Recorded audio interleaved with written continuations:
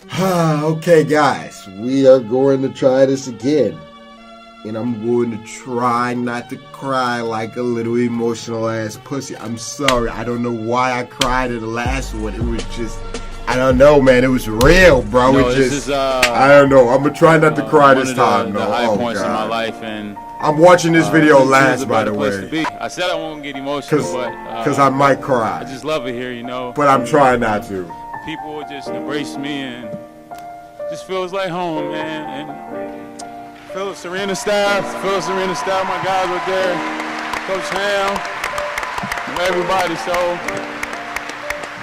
it just made sense, you know, like I'll walk away from something so perfect, and having Wes bring me back, man, it's just, you know, it's not often in this league where you can say you want something to happen and it happens. So when you get to come back, it's just that much more special, and I thank y'all for just embracing me. All right, Baseball, be smooth, bro. You fell asleep in the middle of the game, bro.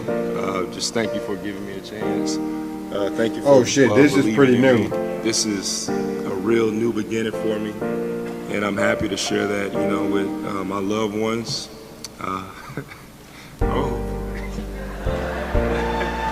Oh, this is pretty new. If they got Dwight Howard in the Hawks and shit.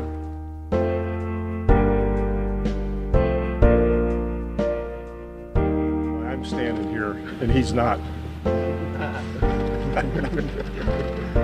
And we all know why. It's not Tim Duncan to bring any attention to himself. So I figured I better come out here and do this and somehow say goodbye to him, which is an impossibility for a lot of reasons. But oh no, y'all really trying to think of how to compare him and what to say about him, and I got a few thoughts that might be boring for all of you, but you know, everybody always talks about who they like to eat dinner with. You know, if you had one night you could go to dinner or go to lunch with so-and-so, who would you like to do it with? My dinner would be with Timmy. And it would be because he's the most real, consistent, true person I've ever met in my life. He is so genuine that this blows your mind. This is the way one would always expect Timmy to go out.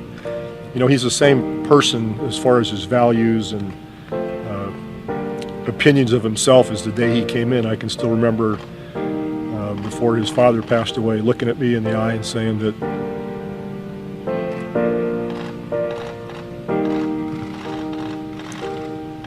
I'm going to hold you responsible to make sure that when he's done, he's the same person he is now.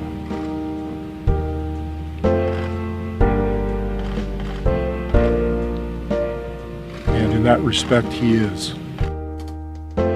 That's real as fuck. That's real as fuck.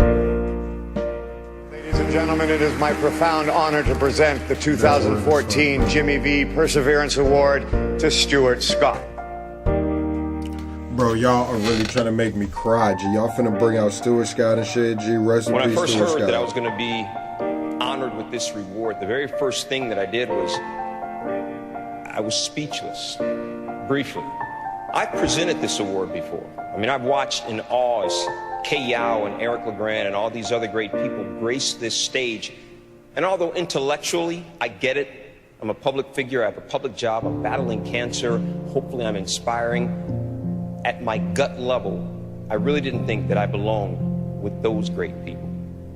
But I listened to what Jim Valvano said 21 years ago. The most poignant 7 words ever uttered in any speech anywhere.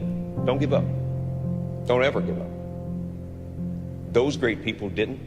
Coach Valvano didn't. So to be honored with this, I now have a responsibility to also not ever give up. I also realized something else recently. You heard me kind of allude to it in the piece. I said, I'm not losing. I'm still here. I'm fighting. I'm not losing. But I got to amend that. When you die, that does not mean that you lose to cancer. You beat cancer by how you live, why you live, and in the manner in which you live. what's gone on probably the last 10 days. I just got out of the hospital this past Friday. 7-day stay. Man, I crashed. I had liver complications. I had kidney failure. I had 4 surgeries in a span of 7 days. As of Sunday, I didn't even know if I'd make it here. I couldn't fight.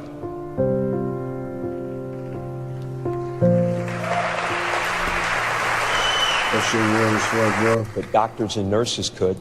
The people that I love, my friends and family, they could fight. My girlfriend, who slept on a very uncomfortable hospital cot by my side every night, she could fight. The people that I love did last week what they always do. They visited, they talked to me, they listened to me, they sat silent sometimes. They loved me. And that's another one of the components of the V Foundation. This whole fight, this journey thing is not a solo venture. This is something that requires support. I called my big sister Susan a few days ago. Why? I needed to cry. It was that simple. And I know that I can call her. I can call my other sister Cynthia, my brother Stephen, my mom and dad, and I can just cry. And those things are very important. I have one more necessity. It's really two. Two very vibrant, intelligent, beautiful young ladies. The best thing I've ever done, the best thing I will ever do, is be a dad to Taylor and Sydney. It's true. I can't ever give up because I can't leave my daughters. Taylor and Sydney, I love you guys more than I will ever be able to express. You two are my heartbeat. I am standing on this stage here tonight because of you.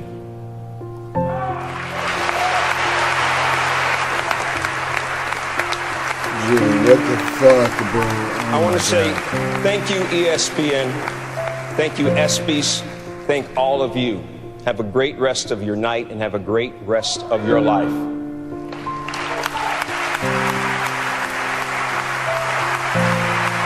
Fuck, man.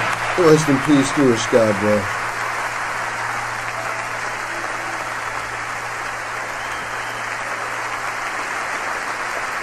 Tony Parker really got aggressive there in the third quarter, and you know, they keep running a lot of guys in. And once they got away from us, so we keep battling as much as we could. We turned the ball over too much tonight and made some threes late, but the 3-pointers and were kind of a difference there for us. And it's a tough battle, but as far as this game, this series, and this season, I hope you guys all took notice of what happened in the last 3 minutes of the game, because Matt and Vince, they wanted to finish the game.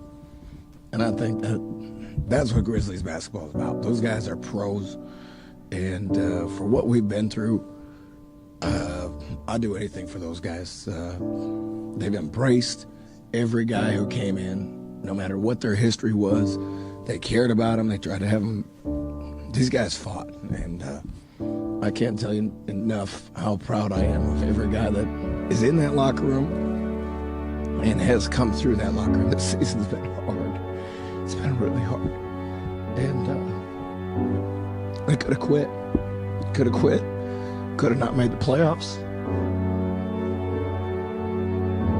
And every day they came out and they fought like crazy.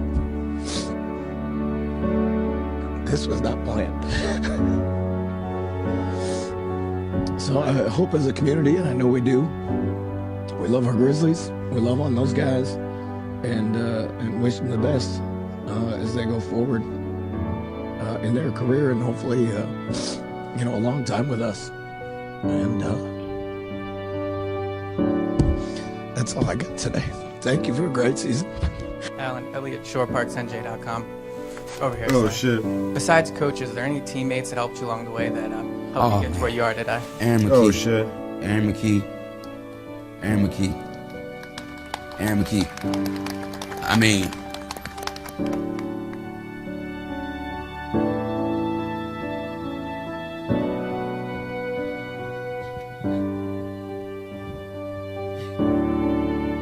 he can't even say anything. Damn.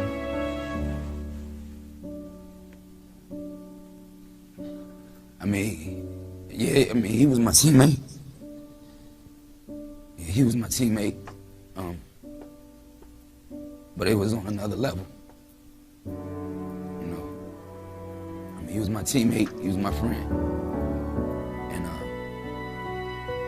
helped me with a lot of personal issues that I had, you know, things that were going on in my life. It was different from just being a teammate. You know what I mean? Like, I love a lot of the guys that I played with, always gonna love them.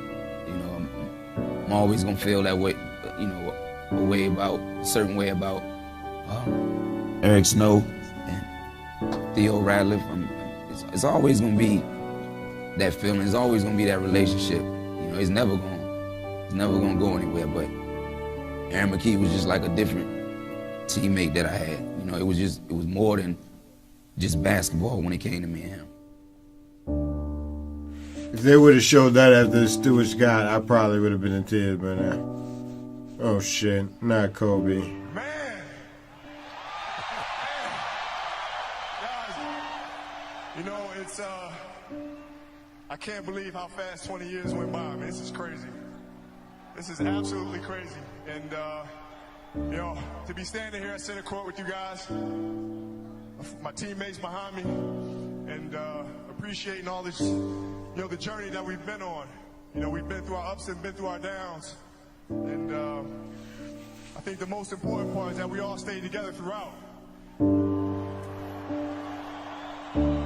know, I grew up a diehard Laker fan. Diehard. I mean, I knew everything about every player that's ever played here. So to be drafted and then traded to this organization and to spend 20 years here, I mean, you can't write something better than this.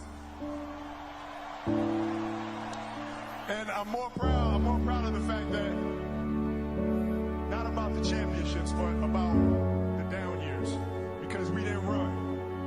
We played through all that stuff. We got our Hey, fuck cancer, bro. We did it the right way. For real. And all I can do here is just thank you guys. Thank you guys for all the years of support.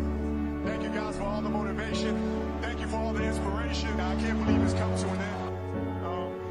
You guys will always be in my heart, and I sincerely appreciate it. No words can describe how I feel about you guys. And thank you from the bottom of my heart. God, I love you guys, and I love you guys. And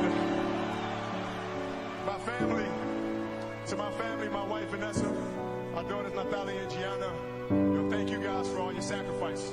You know, for all the hours I spent in the gym working and training. And Vanessa, you holding down the family the way that you have. I can't, there's no way that I can thank you enough for that. So, God, from the bottom of my heart, thank you. And, what can I say? Mamba out.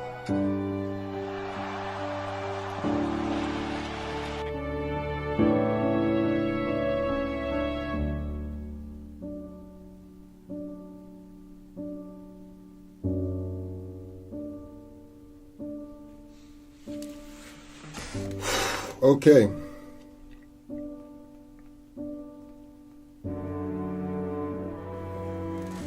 I didn't cry.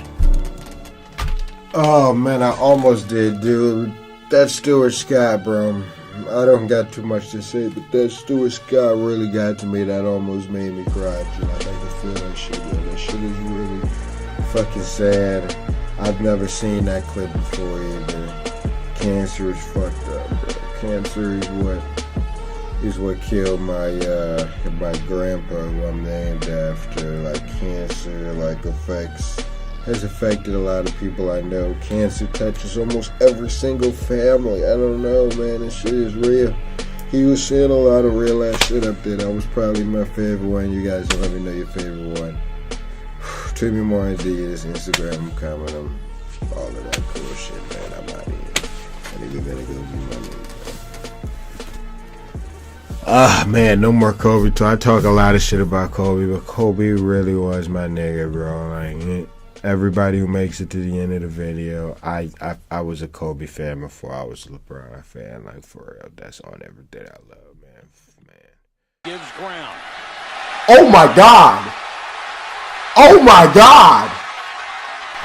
Oh my. No.